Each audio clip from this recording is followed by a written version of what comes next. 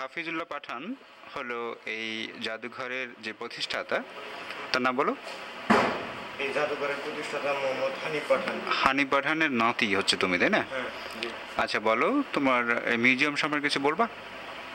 হানিফ পাঠান ছিল একজন প্রাইমারি শিক্ষক। 1933 সালে যখন তিনি দক্ষিণপুর প্রাইমারি স্কুলে শিক্ষকতা করতেন এবং ওয়ারি গ্রাম দিয়ে হেঁটে যেতেন, তিনি মাটির নিচের দিকে তাকিয়ে যেতেন এবং পুরানো নিদর্শনগুলো তিনি অত্যন্ত সতর্কতার সহিত লক্ষ্য করতেন।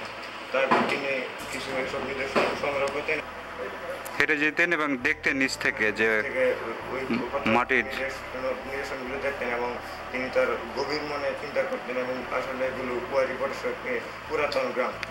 তারপর তিনি সংগ্রহ করতেন এবং নিজের কাছ থেকে রাখতেন। তারপরে কখন এই বটেশ্বরের সভ্যতা, বটেশ্বরের যে নিদর্শন পাওয়া গেল, কখন কালেকশন শুরু করলেন উনি? 1933 সাল থেকে তিনি এগুলো শুরু করছিলেন। এই বটেশ্বর থেকেই? হ্যাঁ, এই বটেশ্বর। এতদিন পরে উনি কেন জানালেন বিশ্ববিদ্যালয়ের লোকজনকে? হঠাৎ করে বিশ্ববিদ্যালয়ে উনি কেন গেলেন জানানোর জন্য? কোনো সমস্যায় পড়েছিলেন তুমি জানো কি? আচ্ছা, উনি বিশ্ববিদ্যালয়ে যোগাযোগ করার পরে তারা এসে এটা খনন কাজ শুরু করলেন। এটা তো মানে বিভিন্ন পত্র পত্রিকায় সাবান হওয়ার পরে বিশ্ববিদ্যালয়ের শিক্ষক ছাত্ররা এটার প্রতি দৃষ্টি আকর্ষণ করলো। আচ্ছা, বললো যে ওয়ারি বটেশ্বর সত্যিকার একটা প্রাচীন সভ্যতার স্থল। আচ্ছা আচ্ছা আচ্ছা আচ্ছা। 2000 সালে এখানে জাহাঙ্গীরনগর বিশ্ববিদ্যালয়ের ছাত্র শিক্ষক আসছিল, পরিদর্শন করছিল।